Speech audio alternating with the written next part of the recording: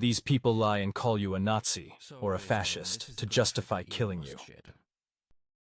And you can see here, it's a 4-part graphic, so if you imagine if you're listening, not watching, this is a 4-part comic strip, basically. In the top left-hand corner, the first box, you have a teacher in a classroom with a blackboard, and he's got the ruler, and he's pointing the ruler towards the blackboard, and there's kids in the classroom, and it says, "They're all Nazis" on the board. Then you have the second image in the top right, where it's the living room of somebody's house, and it's a media anchor reading out from their script on the TV as the family's watching, and it says, "They're all Nazis."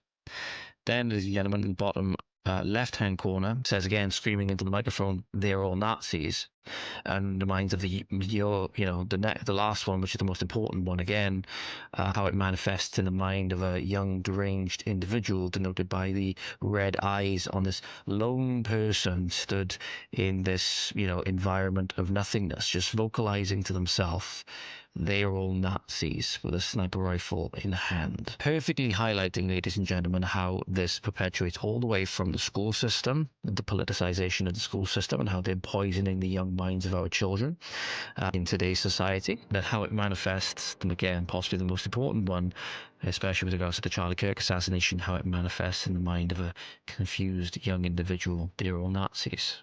And it gives them the moral imperative to go and do what they would feel is required. Because if somebody is indeed planning on, implementing a, genocidal, ethnic cleansing, the difference between the two in terms of their terms there, but again, a racial purity, they're going to start gassing and working to death minorities in labor camps and all of these things, right? They're going to take away freedom of speech, the Second Amendment, freedom of expression, etc. In today's world, it would imply that there is a certain amount of, again, moral imperative, not just, that it's a begrudging duty, but it is actually something which you would be, compelled and morally obligated to do. It will be a good thing for you to eliminate that person if that is who they actually were.